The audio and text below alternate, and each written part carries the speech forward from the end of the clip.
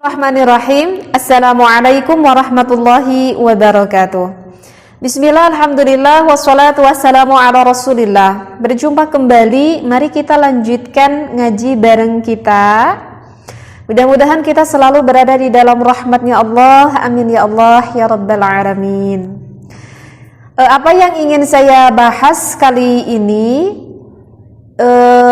Yang ingin saya bahas kali ini itu dikarenakan agak cukup banyak juga yang bertanya menanyakan suatu hukum, sehingga insya Allah kali ini mungkin saya ingin membahasnya akan apa yang banyak ditanyakan hal tersebut kepada saya.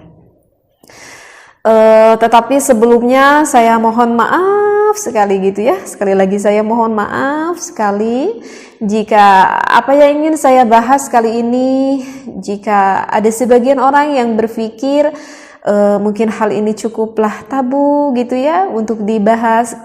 Karena saya sendiri yang berpikir ya bertujuan ingin menyampaikan ilmu. Tak ada maksud tujuan yang lain, hanya ingin menyampaikan ilmu.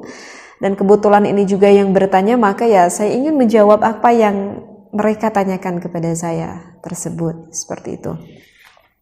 Jadi mohon untuk berpikir positif ya, berpikir positif, niat lillahi ta'ala, kita niat ngaji karena Allah ya, jangan berpikir negatif akan apa yang ingin saya sampaikan.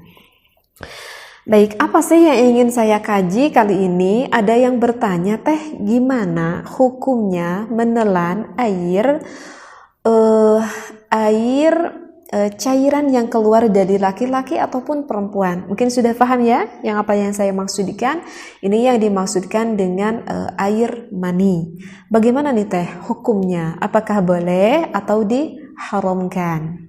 Nah, kemudian untuk pertanyaan yang kedua, ini agak cukup perdebatan juga. Dari pembahasan sebelumnya yang pernah saya kaji, saya pernah membahas tentang hukum. Maaf sekali ya jika saya kurang sopan untuk mengucapkan.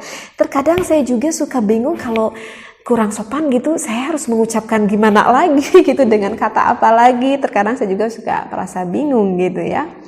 Jadi di dalam pembahasan sebelumnya, saya pernah membahas hukum menghisap suami terhadap milik sang istrinya, ataupun sang istri menghisap milik sang suaminya. Mohon ya jika kata menghisap itu agak kurang sopan, saya ucapkan sekali lagi mohon maaf.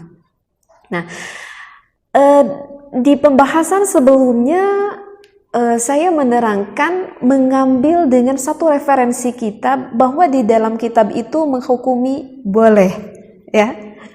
Dan memang pada pembahasan itu saya hanya mengambil satu referensi kitab saja, seperti itu. Nah, kemudian ketika saya mengatakan hukum tersebut banyak sekali perbedaan pendapat antara orang-orang yang memahami akan apa yang telah saya kaji tersebut.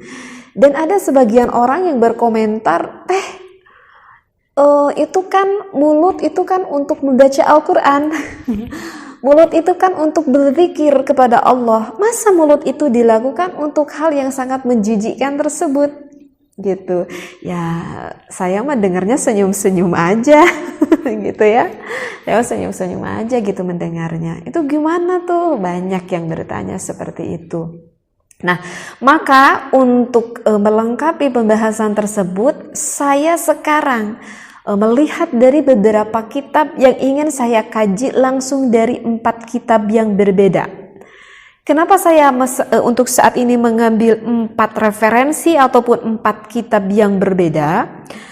Agar kita itu menjadi jamaah yang semakin luas pemikirannya, yang semakin banyak tambahan ilmunya, dan juga akan perbedaan pendapat itu sehingga kita menjadikan orang yang lebih bijaksana di dalam menyikapi suatu hukum, seperti itu ya. Mohon untuk para pendengar mendengarkannya sampai selesai saya beres pembahasan agar tidak gagal paham akan apa yang saya maksudkan ya.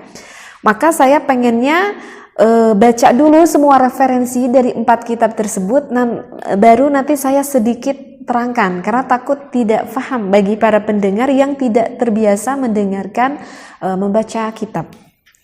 Sengaja saya tulis di dalam satu buku ini karena cukup repot juga kalau saya ambil 4 kitab. Jadi sengaja saya salin di dalam buku ini.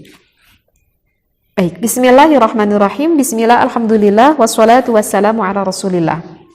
Nah, untuk yang pertama di dalam Fatawi, ini karangan Syekh Wahdatuz Zuhaili, bisa dilihat kalau yang punya kitabnya pada halaman 191. Bismillahirrahmanirrahim. Yahrumu diharamkan masul qadibi, menghisap batang milik suaminya, li'anna kulla mustaqdharin, karena sesungguhnya setiap hal yang menjijikkan, au najasin ataupun hal yang menajiskan, yahrumu diharamkan alal insani bagi manusia, al qurbu mendekatinya, minhu dari hal yang menjijikkan tersebut, li dararihi dikarenakan memadaratkan. Wali annahu dan sesungguhnya kelakuan tersebut munafian itu dinafikan lil adabi oleh adab tata krama, wal karamati dan kemuliaan, wa yukhillu dan dicela bil muruati dikarenakan muruah, fadlan dikarenakan keutamaan, fadlan dikarenakan keutamaan.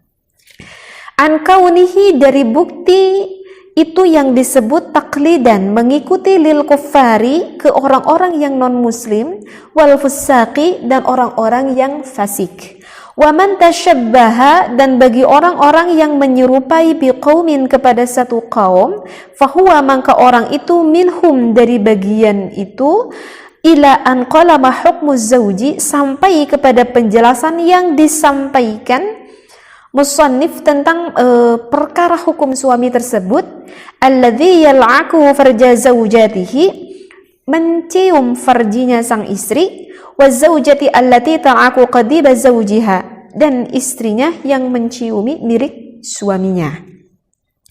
Al-amrul awwalu, perkara yang awal adalah haramun, hukumnya haram. Ya, ini berbeda banget dengan apa yang saya jelaskan di pembahasan sebelumnya.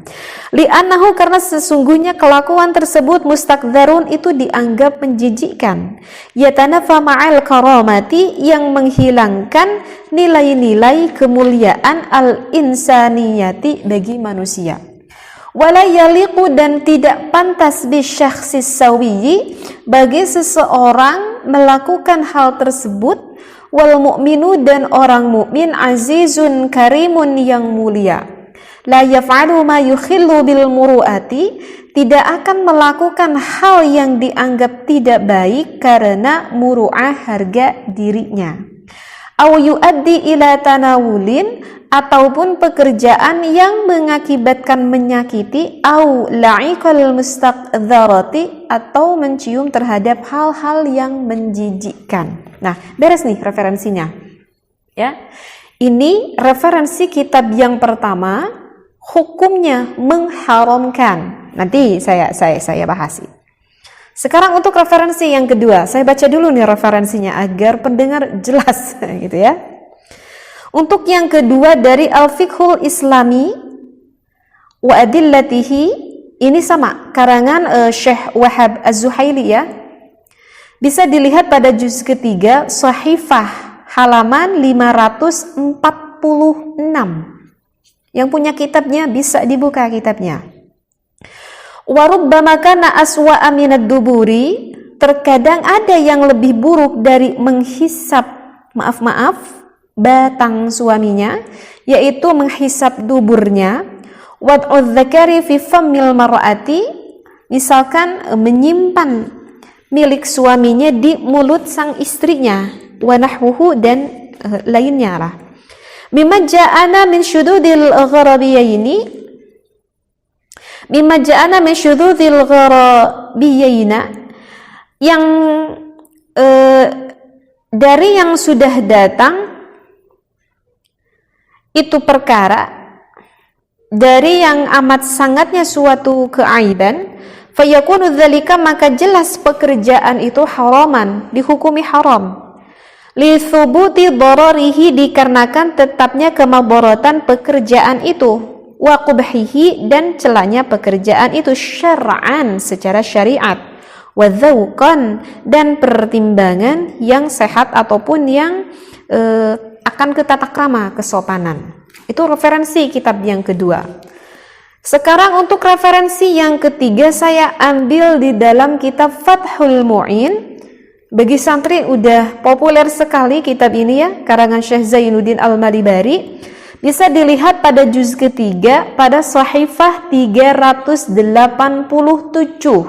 Di sana ada tatimatun, ya juzu diperbolehkan lizauji, bagi suami, kullu tamattu'in, mengambil kenikmatan minha, dari istrinya, bima siwa halqati duburiha, kecuali dari kolowong dubur milik sang istrinya, dari bundaran milik sang istri bagian belakangnya itu ya.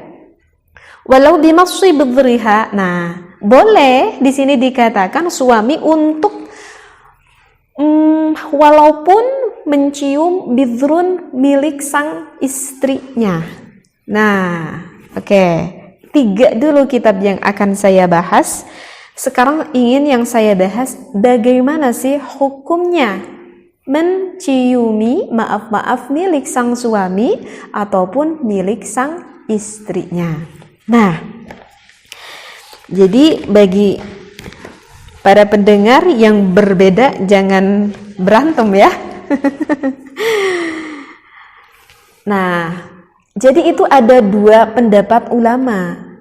Dan di dalam perbedaan pendapat ulama, kita itu nggak perlu bingung ya. Yang penting di dalam fikih, kita itu ikutnya dulu ke mazhab Syafi'i, gitu ya. Kalau saya pribadi mengikuti mazhab Imam Syafi'i, sehingga saya mengkaji ya sesuai dengan mazhab Imam Syafi'i. Andai pun saya mengkaji akan mazhab-mazhab yang lain, itu hanya bertujuan sebagai wawasan ilmu saja. Jadi sekarang yang ingin saya terangkan ini sudah jelas, yang bermazhab Imam Syafi'i. Dan di dalam satu mazhab pun itu terkadang ada masih perbedaan pendapat ulama.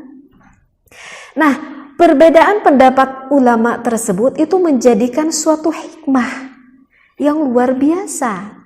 Kenapa? Karena tidak semua orang itu sama. Enggak semua orang itu sama. Ya. Sehingga ada manfaatnya di dalam perbedaan pendapat tersebut. Nah, di dalam hukum menciumi milik suami ataupun milik istri itu ada 2 pandangan. Di dalam referensi yang pertama saya bacakan menurut Syekh Wahbatu Zuhaili, bahwa melakukan hal tersebut, menghisab itu, menurut Syekh Zuhaili itu hukumnya adalah haram. Loh teh, di dalam pembahasan kemarin tadi itu bilangnya bukan haram, itu hukumnya boleh. Ya karena di dalam pembahasan sebelumnya saya itu membahas hanya baru 1 referensi aja. Nah, di dalam kitab yang lain menurut Syekh Zuhaili itu hukumnya haram. Mengapa alasannya Syekh Zuhaili menghukumi haram? Dikarenakan Syekh Zuhaili berpandangan bahwa melakukan hal tersebut itu termasuk hal yang menjijikan. Jadi itu alasan referensinya. Alasan referensinya udah itu 1. Karena hal itu menurut Syekh Zuhaili merupakan hal yang menjijikkan. Dikarenakan hal tersebut dipandang menurut Syekh Zuhaili adalah hal yang menjijikkan, sehingga tidak sesuai dengan adab tata krama, sehingga mengatakan bahwa hal itu bukanlah suatu hal yang utama, artinya enggak diutamakan melakukan hal tersebut. Begitu ya, jadi paham ya. Jadi sekali lagi menurut Syekh Zuhaili mengatakan haram, alasannya karena hal tersebut menjijikkan. Nah, itu yang menjadikan referensinya. Nah, kemudian ada sebagian bapak-bapak mungkin yang berpikir, teh, kalau menurut Syekh Zuhaili hal itu adalah menjijikkan. Tapi kalau menurut saya pribadi teh, hal itu enggak menjijikkan. Misalkan ya, mungkin aja banyak banget yang berpikir bahwa Kalau menurut saya mah nggak menjijikan saya melakukan hal itu terhadap istri saya. Dan seorang perempuan pun berpikir tidak sedikit pula yang melakukan hal itu kepada suaminya bahwa hal itu adalah menjijikkan menurut istrinya. Dan suaminya berkata, ketika saya melakukan hal itu kepada istri saya, justru saya merasa puas dan merasa senang sekali ketika melakukan hal itu. Kenapa kamu merasa senang, wahai suami? Itu dikarenakan istri saya itu sepertinya nikmat sekali jika saya lakukan hal tersebut. Ketika berhubungan dengan saya, kelihatannya seperti menikmati akan hal itu. Kelihatannya seperti maaf-maaf, seperti sangat menikmati, sehingga terlihat seperti enaklah melakukan hal tersebut. Sehingga ada rasa kepuasan di dalam hati saya ketika saya melihat istri saya tampak melihat senang. Paham ya, yang saya maksudkan? Nah, mungkin saja bagi sebagian orang berpikir tidak sependapat apa yang dikatakan menurut Syekh Zuhaili. Menurut Syekh Zuhaili itu adalah hal yang menjijikan. Tetapi mungkin saja bagi sebagian orang hal itu tidaklah menjijikan. Nah, oleh karena itu ada pandangan dari ulama yang lain. Di dalam kitab Fathul Mu'in dikatakan menurut Syekh Zainuddin Al-Malibari, yajuzu, hukumnya adalah diperbolehkan. Sehingga untuk pandangan pendapat ulama yang kedua menghukumi boleh. Kalau istrinya memang menyukai hal itu dan istrinya juga tidak merasa keberatan untuk dilakukan hal itu, maka menurut Syekh Zainuddin Al-Malibari boleh. Karena bertujuan kita ingin memberikan kebahagiaan kepada istri kita, dan istri kita juga bertujuan ingin memberikan kebahagiaan kepada sang suaminya. Paham? Jadi di dalam perbedaan pendapat ulama tersebut itu sebetulnya mengandung hikmah yang besar, yang luar biasa sekali. Oke, bagi sebagian orang yang merasa hal itu, saya sependapat nih dengan apa yang dikatakan Syekh Zainuddin, karena saya tuh merasa jijik kalau melakukan itu kepada suami saya, gitu. Dan suami saya melakukan hal kepada saya juga gak mau karena saya merasa jijik, misalkan. Nah, berarti apa yang difikirkan oleh keluarga tersebut, oleh suami istri tersebut sepandangan dengan apa yang dikatakan Syekh berpandangan dengan Syekh Az-Zuhaili, sama pandangannya. Jadi kalau merasa jijik, ya udah jangan dilakukan. Faham? Tetapi bukan berarti sehingga orang yang merasa jijik melakukan hal itu jangan berarti untuk mengolok-olok terhadap orang yang senang melakukan hal itu. Jangan sampai mengolok-olok. Kenapa jangan sampai mengolok-olok? Karena memang ada referensi kitabnya. Menurut pandangan ulama, jika kamu bertujuan baik melakukan hal itu bagi suami istri, ya diperbolehkan. Disinilah kita perlunya ada kedewasaan, perlunya kebijaksanaan di dalam menyimpulkan suatu hukum. Ya, jadi bagi yang suka lakukan. Jika hal itu memang baik menurut suami istri, lakukan aja. Karena ini memang hukumnya juga diperbolehkan. Sehingga bagi orang yang merasa tidak suka, ya jangan lakukan. Karena memang ada pendapat ulama yang bahkan menghukumi haram. Tetapi bukan berarti harus mengolok-olok terhadap orang yang suka, kan?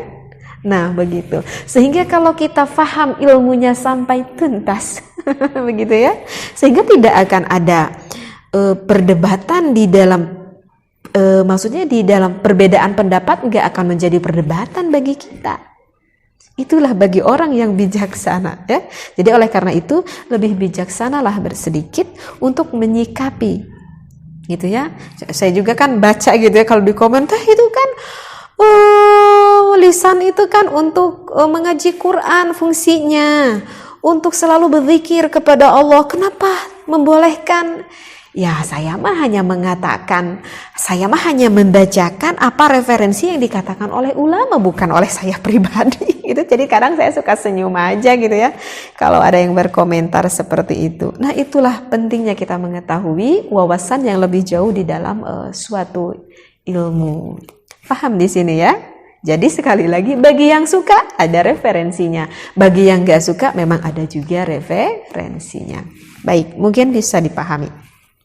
Nah, sekarang untuk hukum yang ditanyakan yang kedua, Teh, boleh nggak kita itu menelan air mani milik suami ataupun milik istrinya? Nah, maka keterangannya ini ada di dalam kitab Majmu' Syarah Muhadzab pada juz ketiga pada halaman 586. Bisa dibuka kitabnya bagi yang punya kitabnya. Far'un, hal yahilu aklul mani tahir? Apakah boleh kita memakan mani yang suci? Fihi wajhani, maka itu juga sama, ada dua pandangan ulama.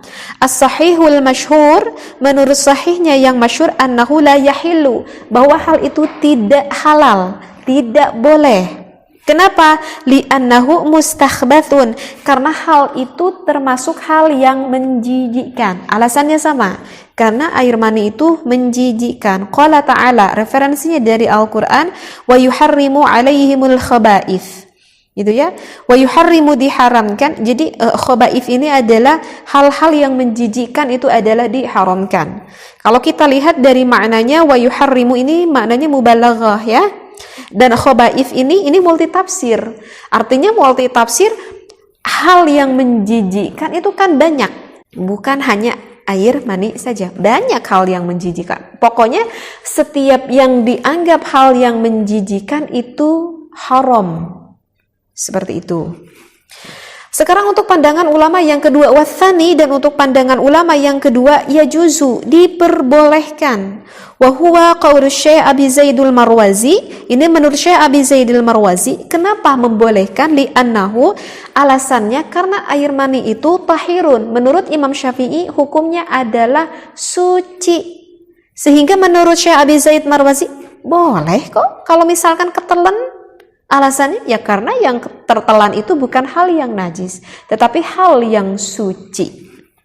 La darara fihi. Bahkan kalau misalkan tertelan oleh kita, nggak akan ada kemadharatan ataupun efek samping terhadap badan kita. Seperti itu. Jadi nggak akan ada efek samping sama badan. Bahkan kalau menurut penelitian dokter itu proteinnya besar sekali. Seperti itu. Jadi apakah boleh tidaknya itu ada dua pandangan ulama, yaitu kembali lagi kepada kita. Ya, kembali lagi kepada kita. Kalau saya pribadi hal itu kalau menurut saya hal itu sangat menjijikan banget. Kalau menurut saya nggak tahu bagi para pendengar hal itu menjijikan nggak? Kalau menurut saya hal itu sangat menjijikan sekali ya. Kalau misalkan tertelan itu kayaknya menjijikan banget gitu. Dan saya kan nggak berani seperti itu. Dan mungkin bagi orang-orang yang bertanya seperti ini, saya berpikir mungkin apa tuh? Nggak sengaja. Kalau sengaja kayaknya nggak mungkin deh. Kalau sengaja kita telan kayaknya nggak mungkin. Karena menurut saya itu sangat menjijikan. Tapi mungkin saja kan, misalkan tertelan nggak sengaja, itu gimana teh kalau nggak sengaja sehingga ada yang tertelan. Nah, sehingga di sini ada dua pandangan ulama. Ulama yang satu berpandangan haram karena hal itu menjijikkan, dan satu lagi ulama berpandangan ya juzu, boleh, karena air mani memang hukumnya menurut mazhab Imam Syafi'i itu adalah suci, seperti itu. Tetapi ini harus ingat ya, di dalam hukumnya kan ini dikatakan juga hal yahilu aklul mani tahir, yang suci. Apakah boleh kita termakan mani yang suci? Memang ada nggak mani yang najis? Ya kalau memang hukumnya mani itu ya memang suci. Maksudnya najis di sini mungkin kan keluar mani itu biasanya lebih awal keluar madhi dulu sebelum keluar mani. Sedangkan kan madhi kalau menurut mazhab Imam Syafi'i itu adalah hukumnya najis, kan? Kalau madhi itu hukumnya najis. Nah, biasanya sebelum keluar mani itu keluar madhi dulu yang najis. Lalu keluarlah mani sehingga air maninya itu tercampuri dengan madhi, dengan yang najis. Nah, oleh karena itu maka harus tahu siasahnya gitu ya. Tetapi nggak saya jelasin ya, karena udah kan di pembahasan sebelumnya yang menerangkan tentang mani dan juga madhi. Nanti bisa dicek lagi, dilihat lagi video ya, bagaimana kalau ingin yang melakukan hal seperti itu. Begitu ya, paham ya? apa yang udah saya bahas kali ini. Jadi sekarang saya bahas di dalam video ini membawa 4 referensi kitab, yaitu dari Majmu' Syarah Muhadzab karangan Imam Nawawi, Fathul Mu'in karangan Syekh Zainuddin Al-Maribari, kemudian Al-Fiqhul Islami dan juga Fatawi karangan siapa ini? Karangan Syekh Wahab Az-Zuhaili. Mudah-mudahan apa yang saya sampaikan menjadikan ilmu yang manfaat dan sedikit ada pencerahan bagi orang-orang yang bertanya sehingga faham ilmunya, sehingga tidak ada keham-haman ataupun kemang-mangan ketika kita mau melakukan suatu ibadah ya, karena udah jelas referensi dari kitabnya. Seperti biasa, cek ngiji bersama Teteh dan juga Pontren Vidya. Wallahu a'lam. Wassalamualaikum warahmatullahi wabarakatuh.